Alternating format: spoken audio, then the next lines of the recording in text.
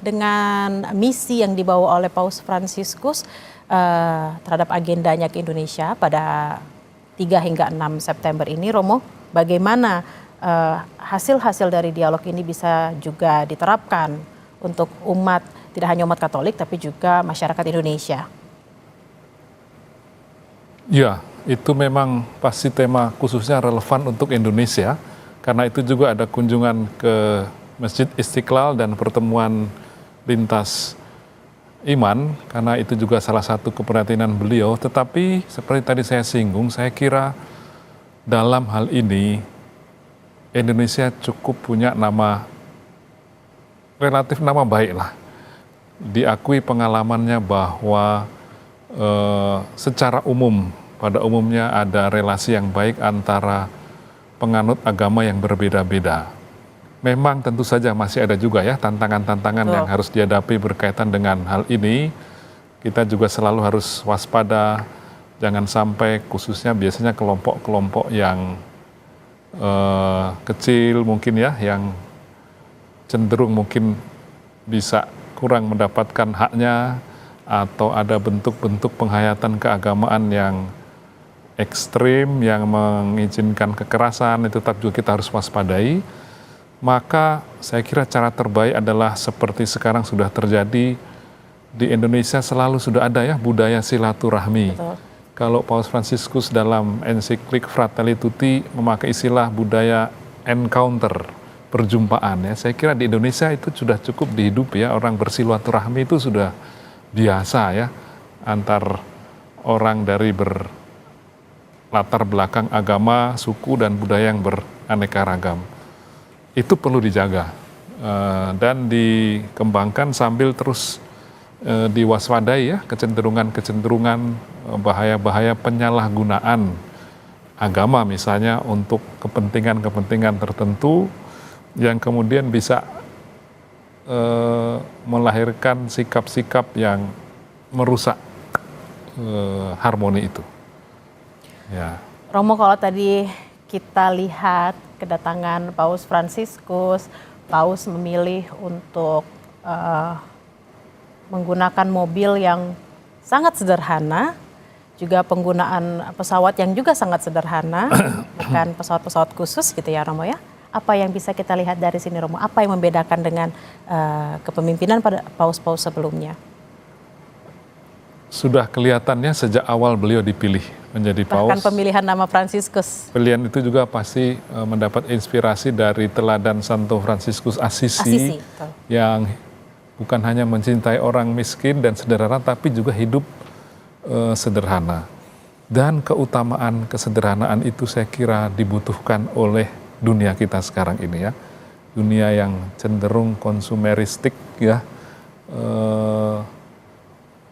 Dunia yang tadi itu juga karena ketidakmampuan menahan diri atau yang berujung juga pada kebiasaan, beliau menyebut budaya lain throwaway culture, budaya membuang, yang juga mengancam ekologi ya, alam semesta. Dalam rangka keprihatinan kita bersama untuk menjaga alam, saya kira sikap sederhana itu dibutuhkan. Sikap sederhana, menjaga alam, juga sikap-sikap yang harus diteladani bukan hanya bagi umat Katolik, tapi juga bagi seluruh umat dan masyarakat di Indonesia. Tadi juga Menteri Agama mengatakan takdir kemanusiaan, takdir kita berbeda-beda, tapi juga kita saling menghargai. Dan juga ini menjadi salah satu yang menjadi concern, menjadi perhatian dari Paus soal Pancasila. Bagaimana membumikan Pancasila kepada mungkin masyarakat yang belum memahami esensi dari Pancasila itu sendiri, Romo? Pembicaraan tentang itu kiranya sudah banyak. Pembicaraannya sudah banyak. Pembicaraan sudah banyak. Memang diperlukan juga supaya orang tidak lupa ya tentang Pancasila itu. Tentu saja yang paling bagus adalah mencari bentuk-bentuk atau gerakan-gerakan kreatif untuk secara nyata mewujudkan nilai-nilai itu ya dalam hidup sehari-hari. Paus Fransiskus kiranya tahu ya tentang ini, dan kita mengharapkan bahwa kedatangan beliau meneguhkan atau memberi kita semangat baru khususnya untuk menghidupi, menjaga baik-baik warisan Bhinneka Tunggal Ika itu ya, diversity in unity yang tadi sudah dikatakan yang cukup dikenal di mana-mana kita mempraktekannya. Mudah-mudahan ini mendapat peneguhan sehingga kita juga makin sadar dan makin waspada untuk terus menjaganya. Kita semakin sadar untuk sama-sama menjaga dan mewarisi ini ke generasi berikutnya agar nilai-nilai Pancasila tetap dijunjung tinggi oleh masyarakat Indonesia. Dan saudara, kita masih sama-sama akan melihat dan mengantarkan Paus Fransiskus dari Bandara Internasional Soekarno-Hatta menuju Kedutaan Besar Vatikan. Ada beberapa titik yang akan dilewati oleh Paus Fransiskus dalam perjalanannya menuju Kedutaan Besar Vatikan di Indonesia. Tadi juga kita sudah melihat Paus menggunakan mobil berwarna putih. Tak henti-hentinya Paus Fransiskus tersenyum, menyampaikan pesan-pesan kecintaan terhadap kemanusiaannya juga melalui senyumannya yang tidak pernah lepas. Karena Paus Fransiskus juga dikenal sebagai the smiling Pope. Paus yang selalu menyapa dengan senyuman. Kita tadi sudah saksikan bersama saudara kedatangan dari Paus Fransiskus ke Indonesia. Ini adalah kedatangan yang sangat bersejarah setelah 35 tahun yang lalu Paus Yohanes Paulus II menjejakkan kakinya di Indonesia dalam kunjungan apostoliknya. Dan saudara, ada beberapa titik yang akan dilewati oleh Paus Fransiskus dalam perjalanannya menuju ke Kedutaan Besar Vatikan. Sejumlah titik nanti akan kami sajikan kepada Anda, saudara. Dan yang Anda lihat di layar ini adalah rekaman kedatangan Paus ketika tiba di Indonesia pada kurang lebih pukul 11:35 sesuai dengan agenda awalnya, saudara, 11:35 karena sebelumnya sempat dikatakan akan tiba lebih awal. Dan ini, saudara, adalah gambar Paus Fransiskus ketika tiba di Indonesia dan menghampiri para pendamping Paus yang terdiri dari perwakilan negara. Tadi ada Bapak Yakut Khalil Qomas, Menteri Agama Republik Indonesia, ada Dewan Pertimbangan Presiden Republik Indonesia, Gandhi Sulistianto, juga ada Duta Besar Indonesia untuk Tahta Suci, Michael Trias Kuncahyono. Ini adalah buket bunga yang melambangkan Bhinneka Tunggal Ika dan Pancasila yang diberikan oleh Mary Lourdes yang berusia 6 tahun dan juga Irfan Wael yang berusia 12 tahun berasal dari Kabupaten Buru, Provinsi Maluku. Dan saudara, kita sudah terhubung dengan Renata Panggalo langsung dari Kedutaan Besar Vatikan. Renata, bagaimana kondisi di sekitar Kedutaan Besar Vatikan terkait dengan kedatangan Paus pada hari ini, Renata? Ya, Bella, situasinya nampak kami menyaksikan beberapa meter dari gedung Kedutaan Besar Tahta Suci Vatikan, gerbang sudah dibuka.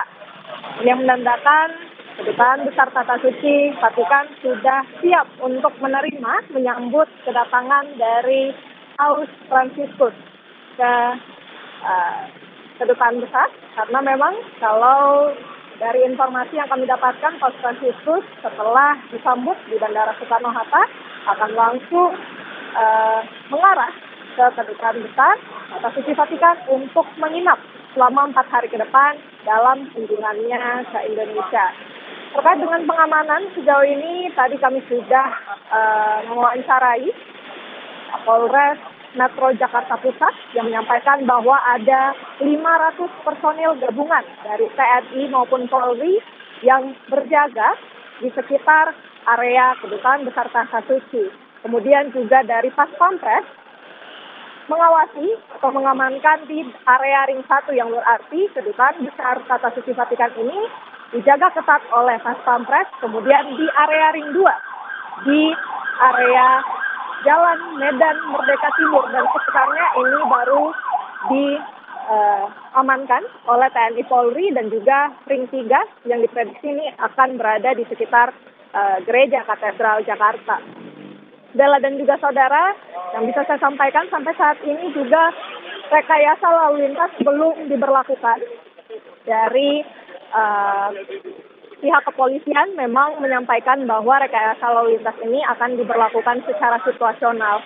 Kalau yang kita lihat ini berarti pada saat Paus Fransiskus nanti melintas di sekitar area Jalan Medan Merdeka Timur, barulah nanti rekayasa lalu lintas itu akan diberlakukan. Sama halnya dengan beberapa jalan atau jalur yang rencananya akan dilewati oleh Paus Fransiskus. Misalnya tadi yang Anda sebutkan, Bella, ada Semanggi, kemudian Bundaran HI, Patung Kuda, ini pun juga akan diberlakukan rekayasa lalu lintas. Tapi kembali lagi ini akan diberlakukan secara situasional. Apabila Paus Fransiskus akan segera melintas ke jalan tersebut, maka petugas dari kepolisian akan melakukan rekayasa lalu lintas atau penutupan jalan sementara sampai pada akhirnya Paus Fransiskus sudah tiba di Kedutaan Besar Tata Suci Vatikan, barulah nanti arus lalu lintas akan kembali normal. Jadi memang masih dinanti kedatangan dari Paus Fransiskus. Kalau tadi kami cek di aplikasi pers elektronik atau aplikasi navigasi, jarak dari Bandara Soekarno-Hatta menuju Kedutaan Besar Vatikan ini sekitar 30 menit. Dan yang berarti kalau bisa diprediksi, mungkin dalam waktu dekat sekitar pukul 12, ini Paus Fransiskus sudah bisa sampai ke Kedutaan Besar Vatikan. Kalau yang kami pantau di sini belum ada terlihat persiapan untuk penyambutan. Nampaknya juga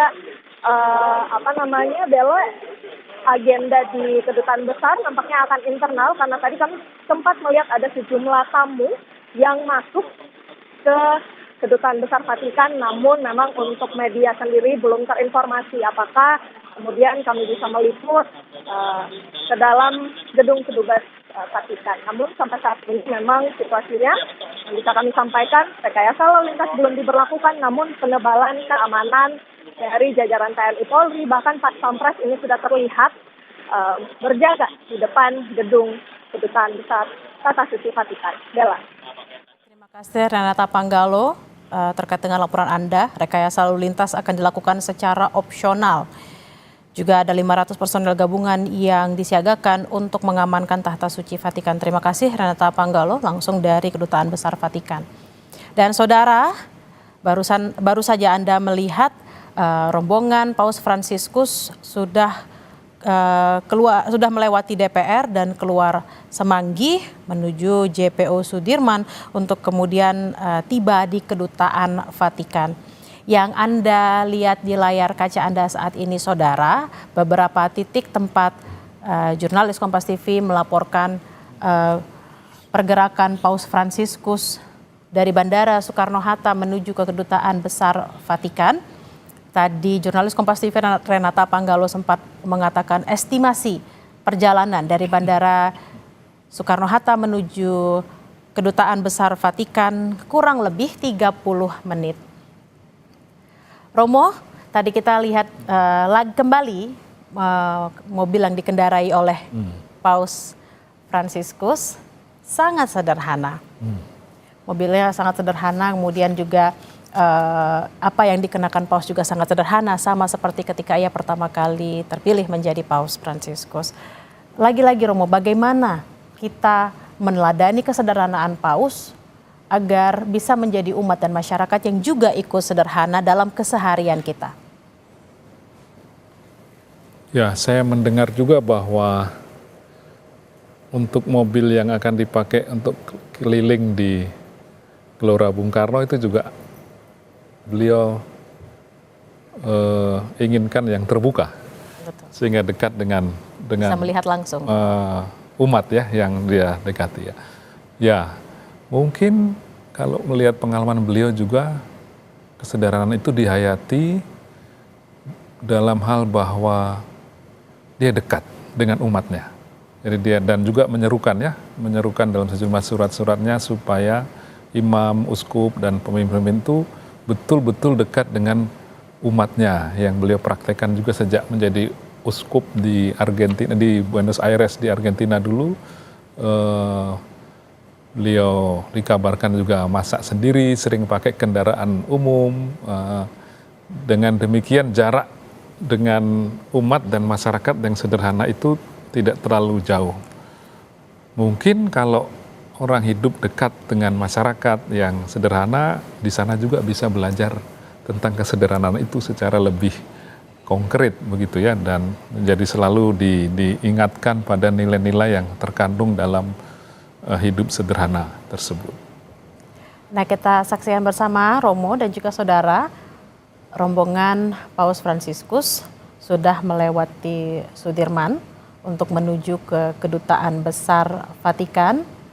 Tampak iring-iringannya sangat panjang karena pemerintah Indonesia menjamin keselamatan Paus Fransiskus selama kedatangannya di Indonesia. Nah, saudara, Anda bisa menyaksikan secara bersama-sama di layar kaca Anda mobil yang membawa Paus Fransiskus dan rombongan juga baru saja lewat dari Bandara Soekarno-Hatta menuju ke Kedutaan Besar Vatikan, sudah melalui Jalan Jenderal Sudirman.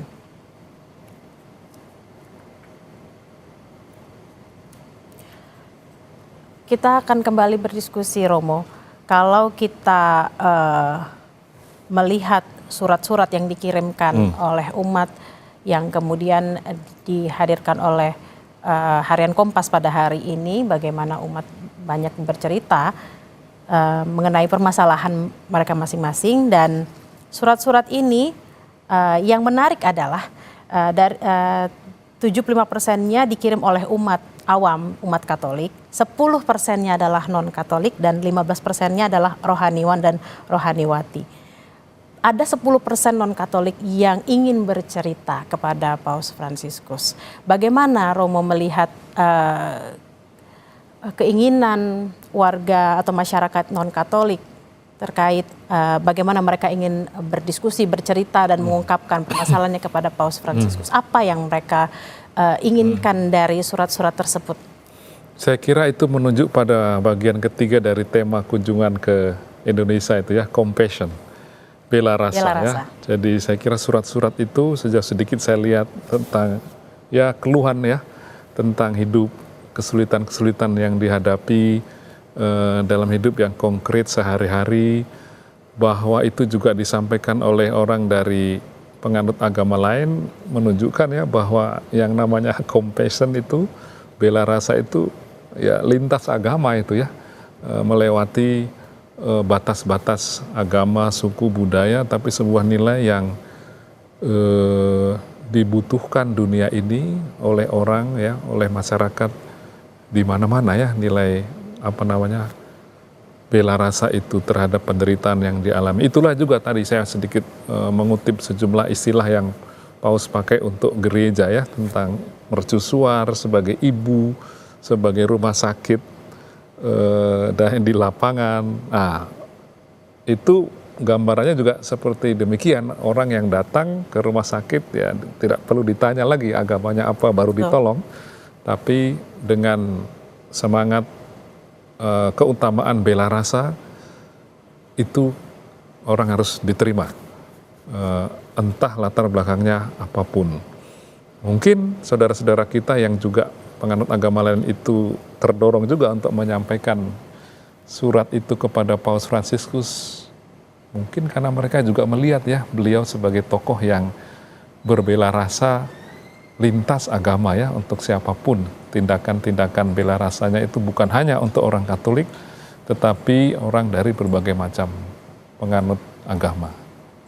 Bagaimana sosok Paus Fransiskus menjadi salah satu tokoh yang sangat cinta damai, sisi kemanusiaannya juga sangat tinggi, sehingga masyarakat juga berlomba-lomba ingin bertemu, ingin bagaimana menceritakan apa keluh kesahnya dan bagaimana bisa mendapatkan juga berkat rahmat yang diberikan oleh Paus Fransiskus.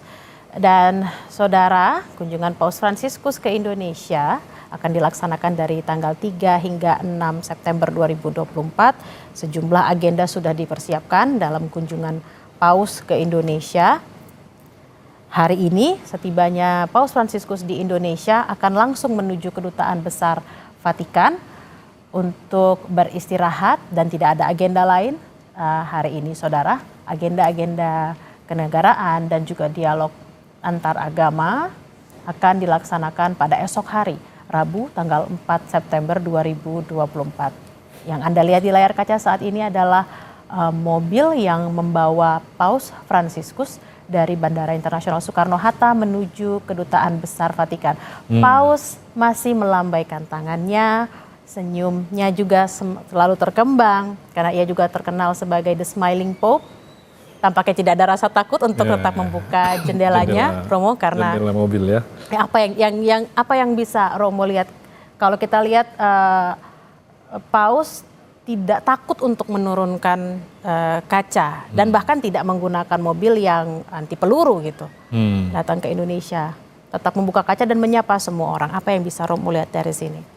Di satu pihak itu tentu simbol perdamaian, ungkapan dari hatinya sendiri yang mungkin kita bisa mengatakan dia merasa tidak punya musuh mungkin ya, atau merasa dia aman. sendiri tidak memusuhi orang ya, yang meskipun mungkin berbeda pendapat atau mungkin juga mengkritik beliau atau tidak begitu senang dengan kebijakan-kebijakannya, tetapi semangat perdamaian dan tidak memusuhi itu mungkin terungkap di sana ya, karena itu juga terungkap dalam sejumlah dokumen di mana dia mengatakan bahwa kita jangan mudah menghakimi orang lain karena kesalahan-kesalahannya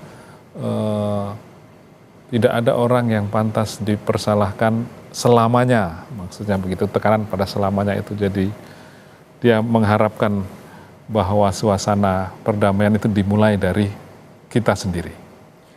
Kalau meminjam istilahnya yang digunakan oleh Paus, beliau mengatakan adalah who am I to judge? Siapa saya untuk menjudge seseorang? Tampak terlihat juga ada rasa aman dan merasakan cinta kasih dari masyarakat Indonesia, sehingga beliau berani untuk membuka jendela mobil untuk tetap menyapa, tersenyum dan melambaikan tangan kepada masyarakat di Indonesia. Dan saudara, rombongan Paus Fransiskus sudah masuk ke Kedutaan Besar Vatikan di Jakarta. Tanpa kita lihat iring-iringan juga sudah mulai tiba. Sejumlah awak media juga sudah terlihat di sekitar Kedutaan Besar Vatikan, saudara. Dan hari ini Paus tidak memiliki agenda lain. Begitu tiba di Indonesia langsung menuju Kedutaan Besar Vatikan untuk beristirahat. Mobil Paus sudah terlihat dan sudah mulai akan berbelok masuk ke Kedutaan Besar Vatikan di Jakarta, saudara. Lambaian tangan dari masyarakat juga sudah terlihat. Paus juga menyambut dengan lambaian tangan dan juga tersenyum. Tampak mobil sudah mulai masuk ke dalam Kedutaan Besar Vatikan di Jakarta. Juga mobil rombongan, saudara. Tampak pengamanan yang sangat ketat ada di sekitar kunjungan Paus dan kedatangan Paus di Kedutaan Besar Vatikan di Jakarta. Hari ini Paus tidak memiliki agenda lain. Begitu tiba di Jakarta langsung beristirahat di Kedutaan Besar Vatikan di Jakarta. Agenda kenegaraan dan dialog antar agama akan dilaksanakan pada tanggal 4 hingga tanggal 5 September 2024.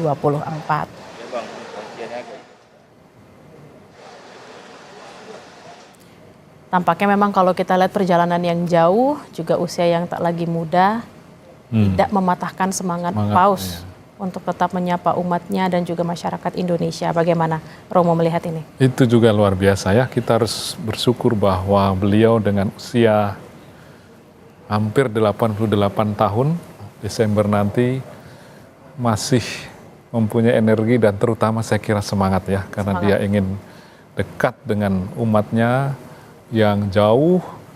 Kita ini jauh, negara dengan jumlah umat Katolik yang secara persentase kecil, Minoritas gitu ya. minoritas ya, tapi beliau mau mengambil resiko dan berani untuk memutuskan pergi dan mengunjungi ya.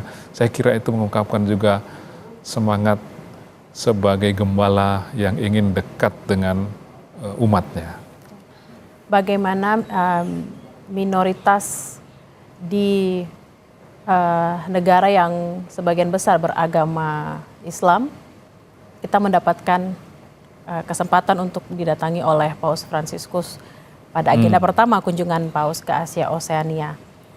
Apa yang bisa kita pelajari dari kunjungan ini, Romo? Satu, saya kira dia ingin meneguhkan umatnya sendiri yang meskipun kelompoknya tidak besar, agar tetap setia dan pada imannya dan memberi kesaksian.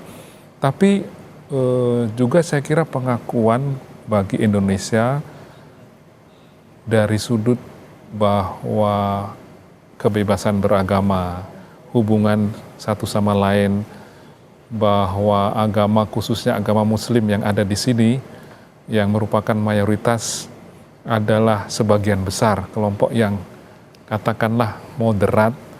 Nah, saya kira itu beliau juga ingin memberi apresiasi.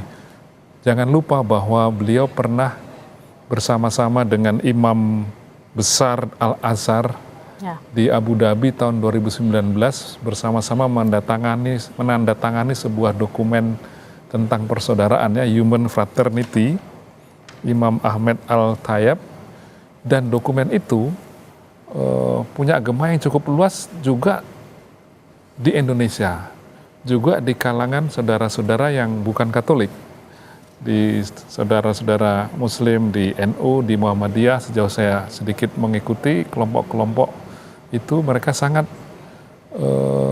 terinspirasi dan membuat gerakan-gerakan, aksi-aksi tindakan yang konkret untuk mewujudkan apa yang ditulis dalam dokumen tentang Human Fraternity atau persaudaraan itu yang ditandatangani oleh Paus Fransiskus bersama Imam Besar Al-Azhar. Ya, Ahmad Al-Tayyib di Abu Dhabi. Ahmad Al-Tayyib di Abu Dhabi. Pada tahun 2019. Itu dokumen yang juga sangat penting dan sekali lagi itu sangat dihargai juga oleh orang-orang dari penganut agama yang lain juga yang di Indonesia.